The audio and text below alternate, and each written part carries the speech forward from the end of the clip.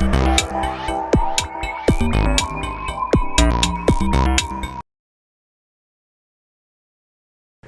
이제 다음에 이제 우리 김치환 국장의 그 발제를 듣고 오겠습니다.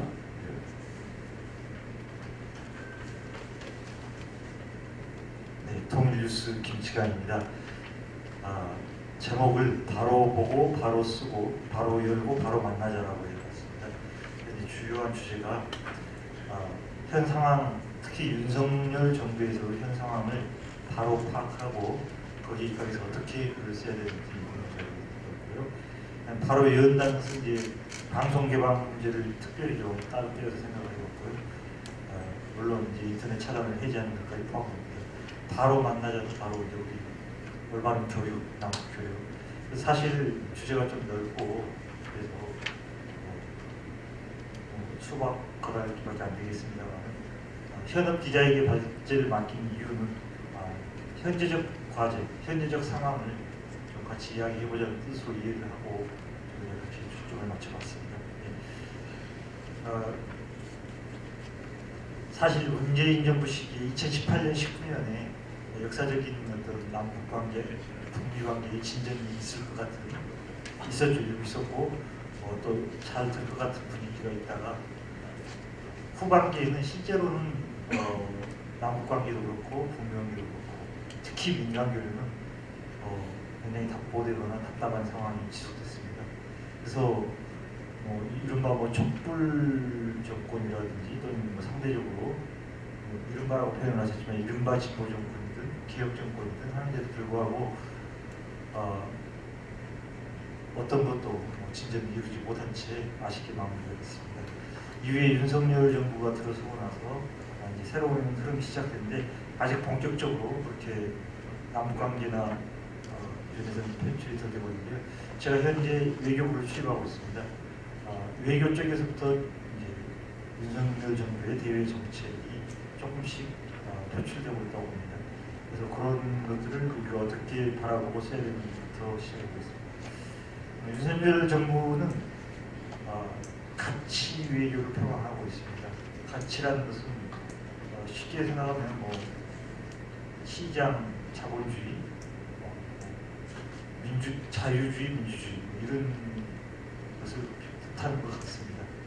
그래서 그런 가치가 같은 국가들끼리 힘을 모아서 그렇지 않은 국가들을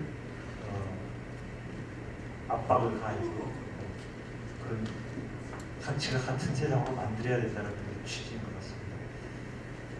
이제 일반적으로 그것들을 이제 우리 언론에서 쓸 때는 대중국 압박책이라고 이렇게 쓰습니다. 중국을 포위 압박해서 결국은 미국식 세계 질서, 미국의 이익이 관철되는 세계를 만들고자 하는 것 같습니다. 윤석열 정부는 초반 때부터 한미 동맹, 특히 문재인 정부에서는 한미 동맹이 안 됐다. 그래서 그걸 복원시켜야 된다. 한미 복원시키자, 또는 강화시키자 이런 취지로 해서 가치 동맹, 가치에 근거한 가치의 토대를 둔 한미 동맹 이것들의 주축을 두고 있는 것 같습니다. 그러다 보니까 결국은 대중국, 대러시아 외교가 어려움에 처해 있고 그 연장선상에서 대북 정책도 이루어지고 있는 것 같습니다. 그래서 특히 이제 윤석열 들어오면서 북한 인권 문제가 상당히 이슈가 되고 있습니다. 북한도 보편적 국가와 똑같이 인권 문제를 해결해야 된다. 그렇지 않으면은 역시 국제적 질서에서 배척 당해야 된다. 이런 흐름으로 가고 있는 것 같습니다. 가치 외교가 북한을 봤을 때는 북한 인권 문제로 이렇게 대두가 되고 있고요. 아까 말했던 가치 외교를 추진하는 과정에서 어떻게 하다 보니까 결론은 최근 들어서 하나의 흐름으로 형성이 된 것 같습니다. 중국을 배제하고 가치에 입각해서 하다 보니까 북한에 대해서도 배제를 해야 되는데 딱히 없었습니다. 북한이 새로운 움직임을 보이게 되는 게 별로 없었기 때문에 주로 했던 게 뭐냐면은 비핵 군사 행동에 대한 공동 대처를 하자. 북핵과 군사 행동에 대한 공동 대처를 하자는 쪽으로 방향을 잡았습니다. 그렇게 하면서 일본을 끌어들여서 한미일 군사 협력을 강화하자. 북한에 대해서 한미일 군사 협력을 강화해서 북한을 겉으로는 대야의 테이블로 끌어내자. 그리고 3D, 3D라 해서 억제, 단념시키기, 대화 이런 세 가지 축을 내세우면서 결국은 억제와 단념시키기에 주력하는 이런 흐름으로 보내봤습니다. 그래서 이제 북한 인권 문제와 북핵을 매개로 한 대북 압박, 이 현재로서는 윤석열 정부가 큰 축으로 추진하고 있는 것 같습니다. 그래서 이제 북한 인권 문제를 우선 보면은 북한 인권 대상을 북한 인권법이 이제 인용할 수 있도록 되어 있는데요. 지금까지 그게 공백이었는데 북한 인권 협력 대사를 이시나 고려대 정치외교학과 교수를 임명하면서 초구했고, 그 다음에 이제 최근에 교체된 유엔 북한 인권 특별보고관, 이름은 엘리자베스 살몬입니다만 최근에 교체돼서 처음으로 방한을 했는데요. 보통 이제 일본은 국장급 정도가 실무 파트너고 정부에서, 그다음에 차관급 정도가 접견을 해주는 수준인데요. 통일부 장관과 외교부 장관이 직접 접견하고 또 차관도 접견하고 여러 가지 배려를 해줄 것 같습니다. 그래서 물론 이분이 이제 신임으로 왔기 때문에 처음 방한돼서 그건 측면도 있지만은 현 정부와의 현 정부가 추구하는 북한 인권 문제와 연관이 있습니다. 그렇게 표현했습니다. 정부에서 윤석열 정부가 북한 인권을 중시하고 있기 때문에 이분이 왔을 때 이렇게 장관급에서 접견을 한 거다라고 표현했습니다. 근데 이걸 하다 보니까 북한 인권 문제를 그렇게 좀 중시하고 하겠다 하는 것까지는 그런데 하다 보니까 대북 전단 문제가 나왔는데요.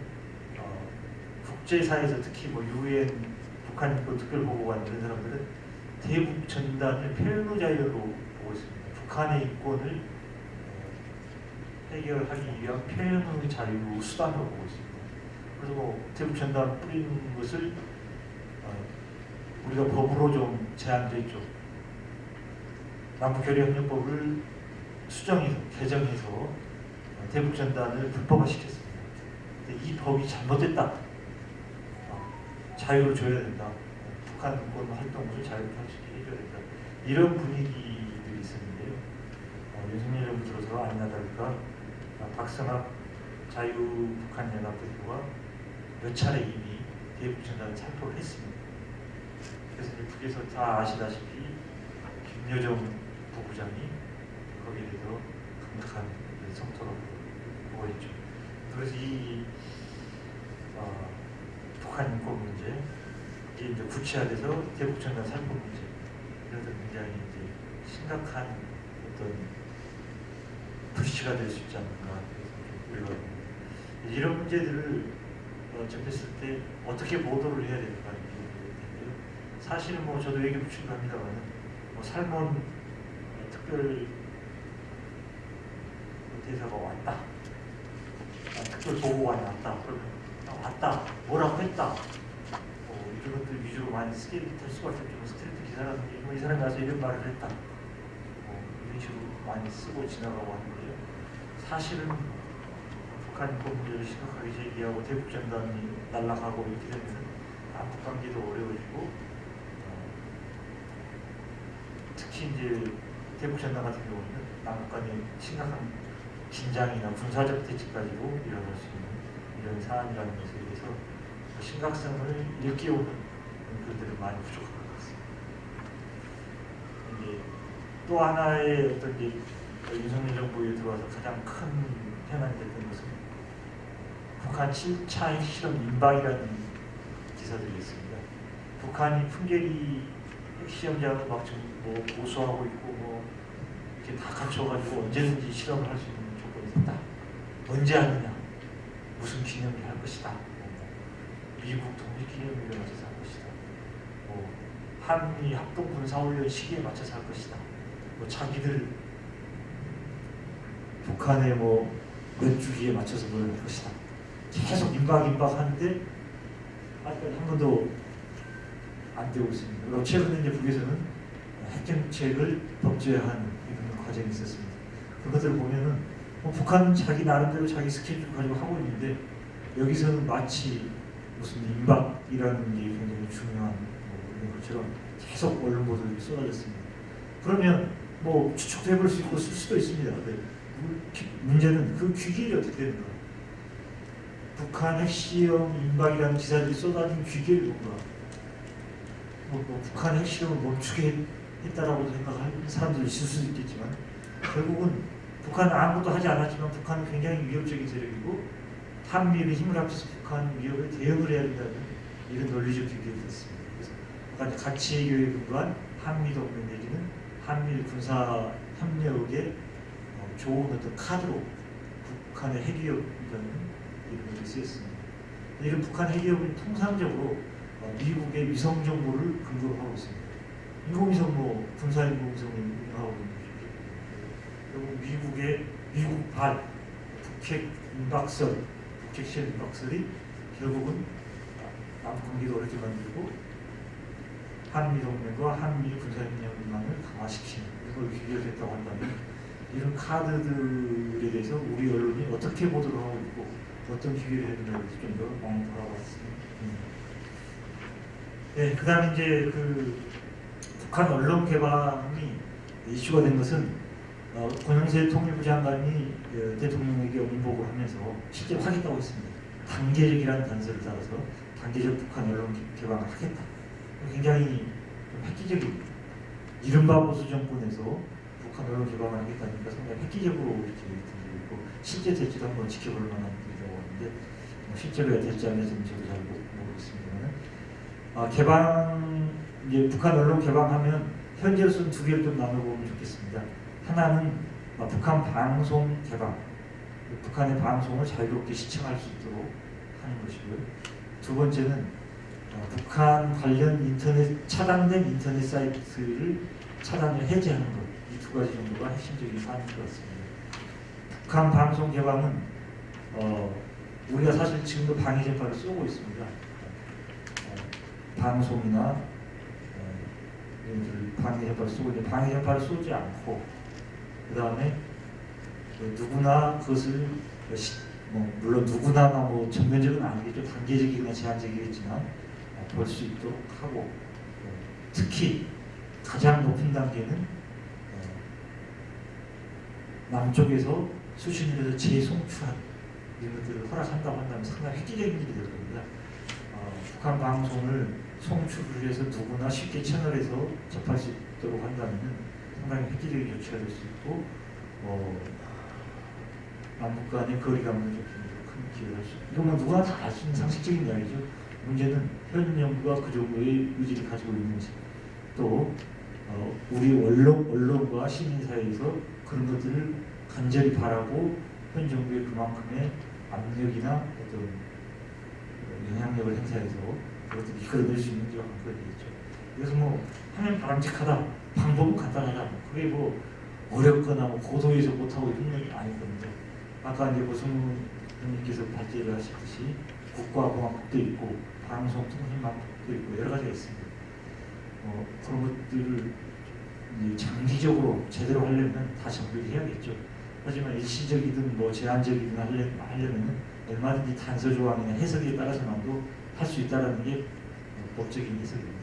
그런 것도 조금 감안했습니다만 제가 법 전문가까지는 아니지만 대충 법 때문에 도저히 안 돼서 못하겠습니다 이런 것들은 아닌 것 같습니다. 특히 현재는 다수 야당이 이른바 개혁정당은 될 수 있겠습니다.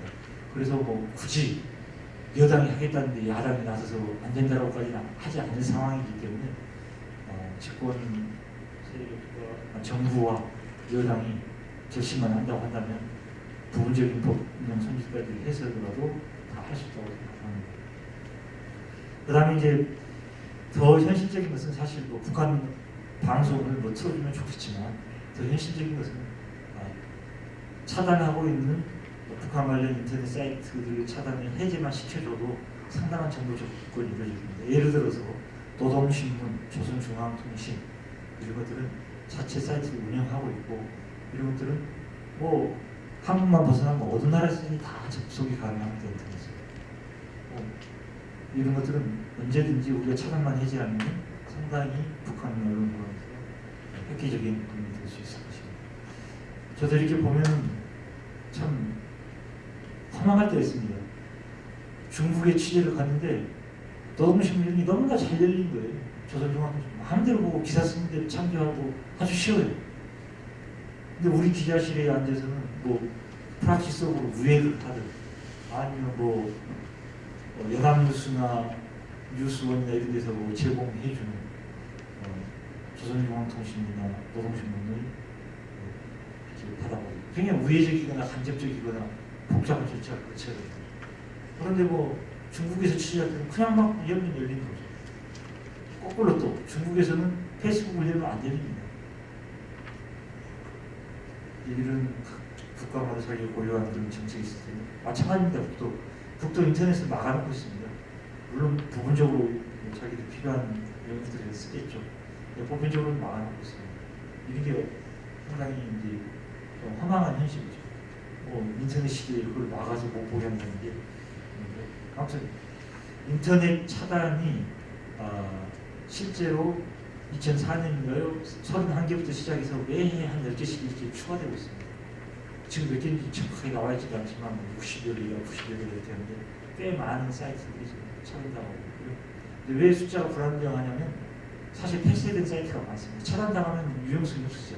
또 폐쇄되고 또 만들고 또 폐쇄되고 또 만들고 이것들이 반복되고 있고 최근에는 북한도 각 기관들이 자기 홈페이지를 만들고 있습니다.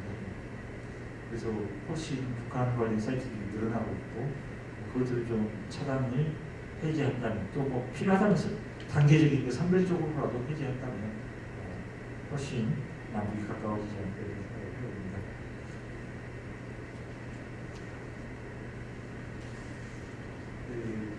이것은 이제 국내 언론과 상관된 하나의 해명인데요.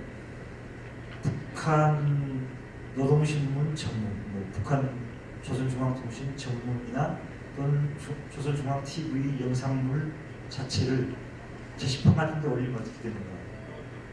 그걸 현재로서는 불법이라 해서 내리라고 경찰청에서 통보가 옵니다. 삭제 요청인데요. 요청이 아니라 명령입니다.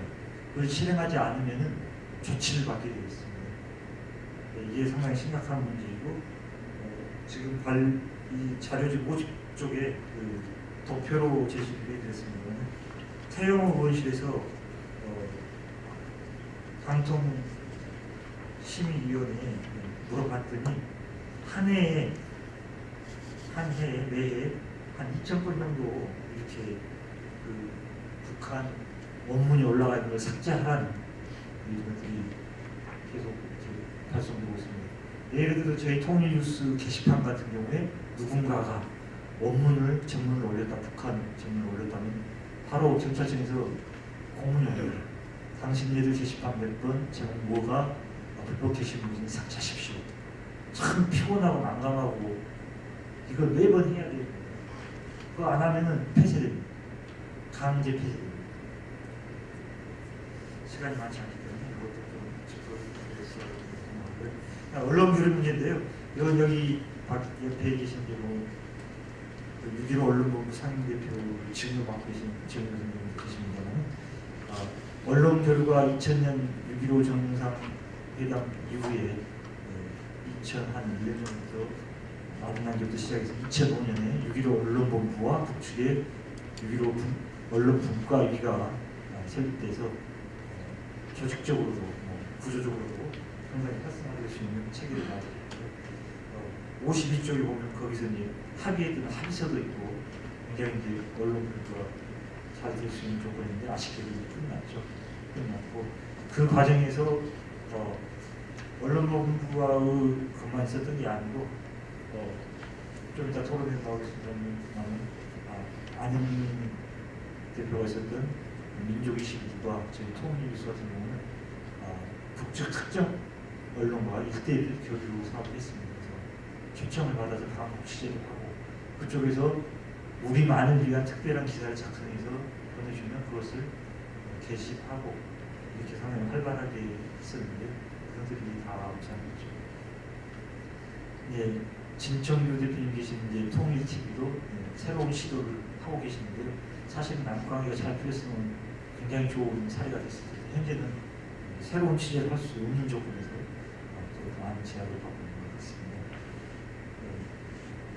이제 마지막 하나만 좀 말씀드리고 싶으면 54쪽으로 보시면 KPM이라는 것이 있습니다.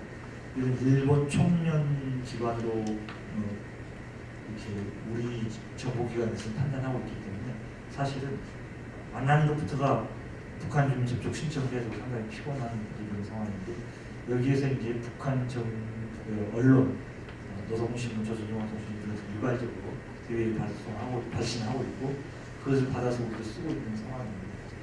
그런데 최근 들어서 윤석열 정부가 남북 직접 교류가 잘 안 되니 성과는 내야겠으니 간접 교류는 괜찮다. 이런 쪽으로 좀 많이 흘러가고 있어서 KPM과 같은 것을 간접 교류한 틀로서 총련이 꼭 운영해야 되는 건 아니니까 중국이 됐든 러시아가 됐든 학술기관 같은 데나 대학 같은 데서 KPM 비슷한 것을 만들어서 그것을 우리가 편안하게 들여오는 방법도 하나의 우회적인 좀 옹색하지만 현실적인 방법이 되지 않을까 생각해 봤습니다. 예, 이상입니다.